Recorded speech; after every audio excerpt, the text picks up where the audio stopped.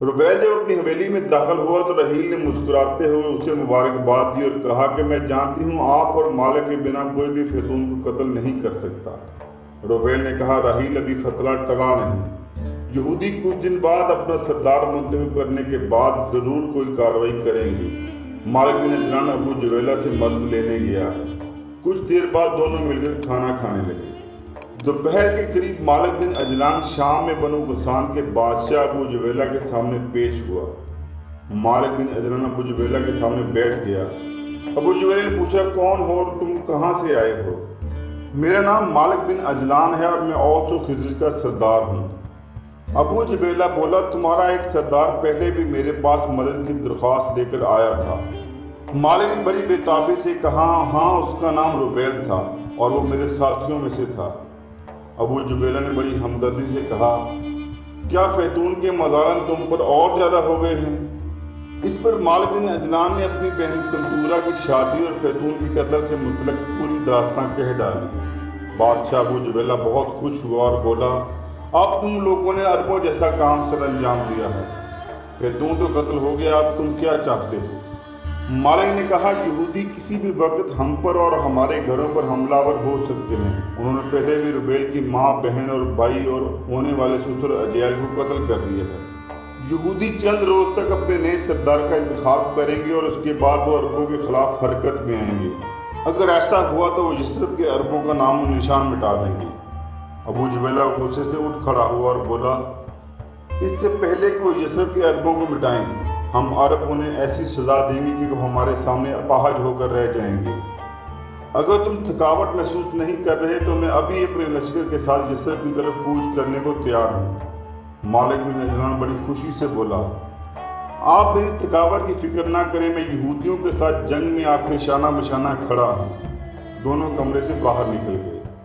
कोई सवार रात के वक्त रुबैल की हवेली के बाहर रुका और बाहर खड़े औस व खिज़र के जवानों से बातें करने लगा। रुबैल ने दरवाज़ा खोला तो देखा कि बाहर मालिक बिन अजलान अपने घोड़े की लगाम थामे खड़ा है। रुबैल आगे बढ़ा और मालिक बिन अजलान से गले मिलकर उसे अंदर ले आया और राजदारी से पूछा कि अबू जुबैला कहाँ है? मालिक ने जवाब दिया, अबू जुबैला अपने लश्कर के साथ यहाँ पहुँच चुका है।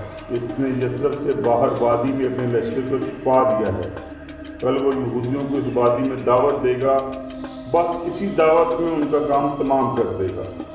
जो मुसल्लह यहूदी यसरब में होंगे उनसे मैं और तुम निपट लेंगे। मालिक ने कहा, अब मैं घर जाता हूँ, कुछ देर आराम करूँगा, उसके बाद औस व खिज़र को जंग के लिए मुनज़्ज़म करूँगा। फिर हम अबू जुबैला के पास जाएंगे और जंग के बारे में बात करेंगे। मालिक बिन अजलान ने रुबैल से मुसाफा किया और वहाँ से आ गया। दूसरे रोज़ अबू जुबैला के लोगों ने यसरब में खबर फैला दी कि बनु गसान का बादशाह अबू जुबैला यसरब में यहूदियों और अरबों के दरमियान सुलह करवाने आया।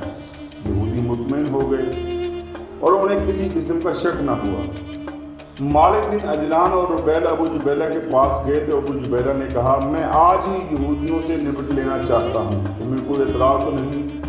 मालिक ने कहा, हमें कोई एतराज़ नहीं, हम चाहते हैं कि आप इसी वक्त जालिम कौम का कत्लेआम शुरू कर दें। अबू जुबैला ने फैसला कुल लहजे में कहा, तो फिर सुनो, आज रात में इनके सरकर्दा लोगों को खाने की दावत दूंगा। इनकी तादाद कम से कम 1000 होगी। जब ये सारे खाने के लिए जमा होंगे तो इन सबको मैं अपने लश्कर के हाथों कत्ल करवा दूंगा। रुबैल मेरे लश्कर का सलार होगा, क्योंकि रुबैल यहूदियों के ठिकानों से वाकिफ है कि वो कहाँ पनाह ले सकते हैं। एक तरफ से रुबैल और दूसरी तरफ से तुम औस व खिज़र के लश्कर के साथ शहर पर हमलावर होना और यहूदियों को चुन चुन कर कत्ल कर देना।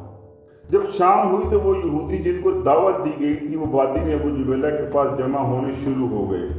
जब यहूदी खाना खाने के लिए कतारों में बैठ गए तो अबू जुबैला के लश्कर ने उनका कत्लेआम शुरू कर दिया।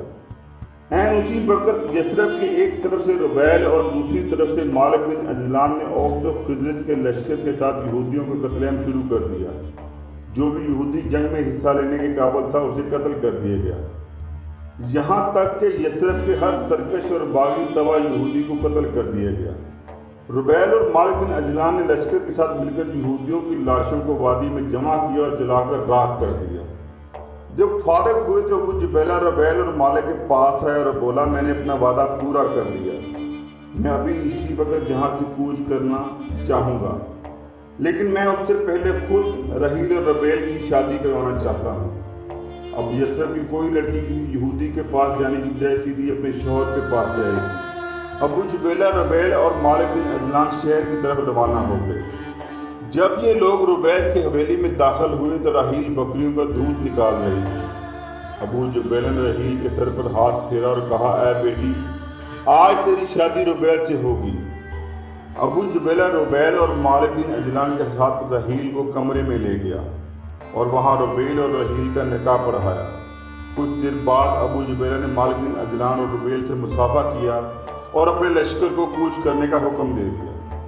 मालिक बिन अजलान और रुबैल अपने घोड़ों पर सवार अबू जुबैला के लश्कर को कूच करता हुआ देख रहे थे।